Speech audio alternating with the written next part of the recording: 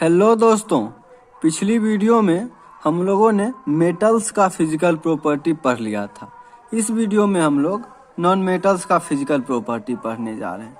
Non metals के physical properties में कुछ खास नया नहीं है। इसमें क्या है कि मेटल्स के जो फिजिकल प्रॉपर्टीज हैं उन्हीं का अपोजिट प्रॉपर्टीज है नॉन मेटल्स का। तो चलिए बारी बारी से सारे प्रॉपर्टीज को देखते हैं। जैसे जितने भी मेटल्स होते थे वो सारे मेलिएबल और डक्टाइल होते थे, लेकिन जो नॉन मेटल्स होते हैं वो ना तो मेलिएबल होते हैं और ना ही डक्टाइल होते हैं। इनको अगर आप पीटने का कोशिश कीजिएगा हैमर से या फिर इनको खींचने का कोशिश कीजिएगा तो ये टूट जाएंगे। इसीलिए नॉन मेटल्स जो हैं वो ब्रिटल होते हैं। ब्रिटल मतलब कि अगर आप इनको खींचने का या पीटने का कोशिश करेंगे तो ये टूट जाएंगे। तो ये नॉन मेटल का जो ब्रिटलनेस का प्रॉपर्टी है ये आप केवल सॉलिड नॉन मेटल्स में अप्लाई कर सकते हैं, क्योंकि लिक्विड और गैस को पीटने का या खींचने का कोई सेंस नहीं बनता है ना। तो इसलिए जो ब्रिटलनेस का प्रॉपर्टी है वो केवल सॉलिड नॉन मेटल्स में अप्लाई होगा। It is not applicable to liquid और गैसेज नॉन मेटल्स। अब यहाँ पे मैंने कुछ नॉन मेटल्स का एग्जाम्पल लिख रखा है। सल्फर, फॉस्फोरस, कार्बन, ये सारे और भी हैं नॉन मेटल्स जो कि सॉलिड नॉन मेटल हैं, और उनको अगर आप हैमर से पीटेंगे या खींचेंगे तो वो कई टुकड़ों में टूट जाएंगे। वो थिन शीट में कन्वर्ट नहीं होंगे या वायर में आप उनको नहीं खींच पाएंगे। तो ये हमारा पहला प्रॉपर्टी हो गया। अब अगला प्रॉपर्टी कहता है कि नॉन मेटल्स जो हैं वो हीट और इलेक्ट्रिसिटी दोनों को कंडक्ट नहीं करते, जबकि मेटल्स जितने भी थे वो सभी हीट और इलेक्ट्रिसिटी को कंडक्ट करते थे।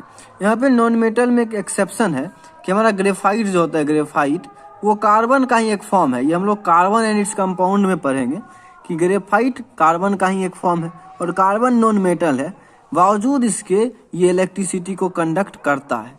अब क्यों कंडक्ट करता है ये सब हम लोग अगले चैप्टर में देखेंगे। फिलहाल आप इतना समझ लीजिए कि नॉन मेटल्स जो हैं वो हीट और इलेक्ट्रिसिटी को कंडक्ट नहीं करते, और ग्रेफाइट जो है वो कार्बन का एक फॉर्म है जो कि नॉन मेटल होते हुए भी इलेक्ट्रिसिटी को कंडक्ट करता है।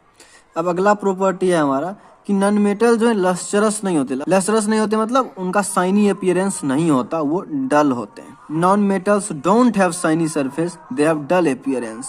अब इसका एक एक्सेप्शन है कि आयोडीन। आयोडीन नॉन मेटल है लेकिन ये मेटल की तरह लस्टरस होता है।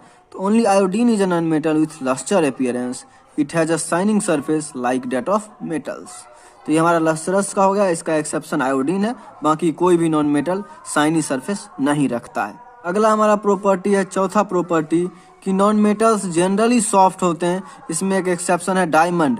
डायमंड भी कार्बन का ही एक फॉर्म है। जैसे ग्रेफाइट कार्बन का एक फॉर्म था, वैसे ही डायमंड भी कार्बन का ही एक फॉर्म है।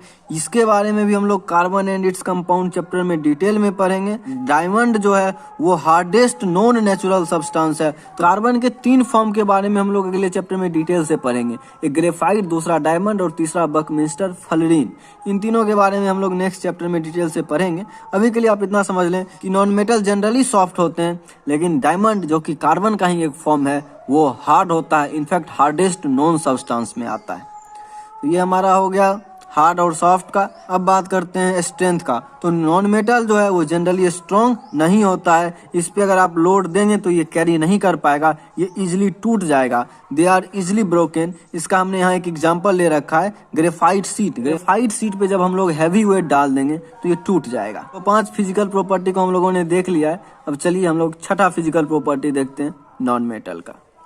तो अगला छठा प्रॉपर्टी है कि नॉन मेटल्स जो है वो सॉलिड, लिक्विड और गैस तीनों फॉर्म में एग्जिस्ट कर सकते हैं रूम टेम्परेचर पर, जबकि मेटल के केस में ऐसा नहीं था। जनरली सारे मेटल्स सॉलिड फॉर्म में एग्जिस्ट करते थे। एकमात्र एक्सेप्शन था मरकरी, Hg। ये मेटल होते हुए भी रूम टेम्परेचर पर लिक्विड फॉर्म में एग्जिस्ट करता था। अच्छा, ये हर जगह एक्सेप्शंस कुछ ना कुछ आते जा रहे हैं, इससे आप परेशान ना हो। सारे एक्सेप्शंस को मैं एक साथ एक बार डील कर दूंगा। अभी जस्ट ये नॉन मेटल जैसे ही खत्म होगा मैं सारे एक्सेप्शंस का एक लिस्ट एक साथ डील कर दूंगा, ताकि आपको एक्सेप्शंस को लेके कोई परेशानी ना हो। ये हमारा मरकरी एक्सेप्शन था जो कि रूम टेम्परेचर पे लिक्विड होता था। इसके अलावा सारे मेटल्स रूम टेम्परेचर पे सॉलिड होते थे। लेकिन नॉन मेटल्स जो हैं इनका ऐसा कोई फिक्स नहीं है कि ये सॉलिड होंगे, लिक्विड होंगे या गैस होंगे। कुछ नॉन मेटल्स सॉलिड फॉर्म में भी एग्जिस्ट करते हैं, कुछ नॉन मेटल्स लिक्विड फॉर्म में भी एग्जिस्ट करते हैं और कुछ नॉन मेटल्स गैसियस फॉर्म में भी एग्जिस्ट करते हैं। तो यहाँ मैंने तीनों का कुछ एग्जांपल लिख रखा है। सॉलिड फॉर्म में एग्जिस्ट करते हैं कार्बन, सल्फर, फास्फोरस, और भी होंगे। लिक्विड फॉर्म में एग्जिस्ट करते हैं ब्रोमीन, और गैसियस फॉर्म में एग्जिस्ट करते हैं हाइड्रोजन, ऑक्सीजन, नाइट्रोजन, क्लोरीन। इसके अलावा जितने इनर्ट गैस हैं वो सारे। ये हमारा हो गया स्टेट के रिगार्डिंग डिस्कशन। अब हम लोग मेल्टिंग पॉइंट और बॉइलिंग पॉइंट को देखते हैं। तो जितने भी मेटल्स थे उनका जनरली हाई मेल्टिंग पॉइंट होता था, वहाँ भी कुछ एक्सेप्शंस थे, बट जितने नॉन मेटल्स हैं उनका लो मेल्टिंग और बॉइलिंग पॉइंट होता है। Non metals have comparatively low melting and boiling point. इसमें एक्सेप्शन है डायमंड। मैंने यहाँ डेटा लेके देखा है। अच्छा, मैंने एक ही एग्जांपल लिख रखा है ताकि आपको ऑलमोस्ट पता चल जाए। नॉन मेटल का मेल्टिंग पॉइंट लो होता है, ये तो आपको पता चल गया, लेकिन किसके आसपास? तो वही देखिए 100 डिग्री के आसपास। किसी का 115 होगा, किसी का 120 होगा, इसी के आसपास होगा। एक डायमंड एक्सेप्शन है, वो हार्ड भी होता है और इसका मेल्टिंग पॉइंट भी बहुत ज्यादा है, 3500 डिग्री सेल्सियस। तो ये भी समझ में आ गया आपको कि non metals generally low melting point और लो बॉइलिंग पॉइंट रखते हैं। अगला एग्जांपल है कि मेटल्स का हाई डेंसिटी होता था, नॉन मेटल्स का लो डेंसिटी होता है। इसका भी मैंने एक एग्जांपल ले रखा है, सल्फर 2 ग्राम पर सेंटीमीटर क्यूब। अच्छा, ग्राम पर सेंटीमीटर क्यूब का क्या मतलब है, डेंसिटी का क्या मतलब है, ये सब मैं मेटल के केस में समझा चुका हूँ। तो बस यहाँ पे इतना समझें कि मेटल्स का हाई डेंसिटी होता था और नॉन मेटल्स का लो डेंसिटी होता है। अगला, मेटल जो भी होते थे वो सोनरस होते थे, उनको जब हिट किया जाता था तो वो साउंड प्रोड्यूस करते थे, जबकि नॉन मेटल्स के केस में ऐसा नहीं होगा। नॉन मेटल्स नॉन सोनरस होते हैं, मेटल सोनरस होते हैं। अब देखिए हम लोग 10th और आखिरी फिजिकल प्रॉपर्टी देखते हैं नॉन मेटल्स का। मेटल में क्या था कि उनका स्पेसिफिक कलर होता था, वो जनरली सिल्वर या ग्रे कलर के होते थे। इसमें एक्सेप्शन 2 था, एक कॉपर जिसका रेडिश ब्राउन कलर होता था, एक गोल्ड उसका येलो कलर होता था। लेकिन नॉन मेटल्स का कुछ भी कलर हो सकता है। यहाँ पे एक ही नॉन मेटल डिफरेंट फॉर्म में डिफरेंट कलर रख सकते हैं। जैसे देखिए फास्फोरस है, ये व्हाइट भी हो सकता है, रेड भी हो सकता है, ये डिफरेंट फॉर्म में डिफरेंट कलर देता है। जैसे सल्फर है, ये येलो भी देता है, व्हाइट भी देता है। और carbon black, Cl yellowish green, और हाइड्रोजन और ऑक्सीजन कलरलेस होते हैं। तो वही है कि non metals have many different colours. Non metals का कोई कलर फिक्स नहीं है। तो यहाँ पे हमारा नॉन मेटल्स का भी फिजिकल प्रॉपर्टी समाप्त हो गया। अब हम लोग सब एक्सेप्शन को एक साथ एक बार देख लेते हैं। Exceptions in physical property. पहला एक्सेप्शन है इलेक्ट्रिकल कंडक्टिविटी में। इसी वीडियो में मैंने बात किया था कि ग्रेफाइट कार्बन का ही एक फॉर्म है जो कि नॉन मेटल है, लेकिन बावजूद इसके इलेक्ट्रिसिटी को कंडक्ट करता है। लस्टरस, जितने भी नॉन मेटल्स हैं वो सभी नॉन लस्टरस होते हैं, लेकिन आयोडीन जो है वो लस्टरस होता है। हार्डनेस, सारे मेटल जनरली हार्ड होते हैं, लेकिन अल्कली मेटल यानी कि फर्स्ट ग्रुप का मेटल लिथियम, सोडियम और पोटेशियम सॉफ्ट होता है। ये मैंने आपको फिजिकल प्रॉपर्टीज ऑफ मेटल्स में बताया था कि सोडियम को आप इवन चाकू से भी काट सकते हैं, वो इतना सॉफ्ट होता है। वहीं पे बात करें नॉन मेटल की, तो नॉन मेटल जनरली सॉफ्ट होते हैं, लेकिन उसमें एक्सेप्शन था एक डायमंड जो कि कार्बन का ही एक फॉर्म है, वो हार्ड होता है।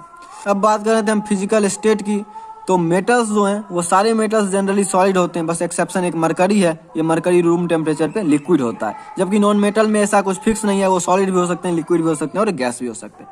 अब हम लोग मेल्टिंग पॉइंट और बॉइलिंग पॉइंट की बात करें तो अल्कली मेटल्स जो है हमारे फिर से फर्स्ट ग्रुप के एलिमेंट, उनका लो मेल्टिंग पॉइंट होता है, जबकि बाकी सारे मेटल्स का हाई मेल्टिंग पॉइंट होता है। उसके बाद मेल्टिंग पॉइंट बॉइलिंग पॉइंट में ही अगर हम नॉन मेटल्स की बात करें तो नॉन मेटल्स की जनरली लो मेल्टिंग पॉइंट होती है, सिवाय एक डायमंड हार्ड होता है और इसका मेल्टिंग पॉइंट भी हाई होता है। उसके बाद डेंसिटी की बात करें तो फिर से अल्कली मेटल यानी कि फर्स्ट ग्रुप के मेटल जो है लिथियम, सोडियम और पोटेशियम, इनका डेंसिटी लो होता है, जबकि जनरली मेटल्स का डेंसिटी हाई होता है। अब ये देखिए इतना सारा एक्सेप्शंस आ गया, तो इसीलिए हम लोग केवल फिजिकल प्रॉपर्टीज के आधार पे 2 क्लियर कट कैटेगरी में नहीं डिवाइड कर पाए कि ये सारे मेटल्स हो गए, ये सारे नॉन मेटल्स हो गए, क्योंकि इतने सारे तो एक्सेप्शंस आ रहे हैं, कैसे बांटोगे आप इनको। तो इसीलिए इनका केमिकल रिएक्शंस करा के इनके केमिकल प्रॉपर्टीज को भी स्टडी किया गया, तब जाके इनका एक ठोस क्लासिफिकेशन आया। तो हम लोगों ने दोनों का फिजिकल प्रॉपर्टीज पढ़ लिया है। अब अगले वीडियो में हम लोग देखेंगे केमिकल प्रॉपर्टीज ऑफ मेटल्स। आज के लिए इतना ही, मिलते हैं अगले वीडियो में। धन्यवाद।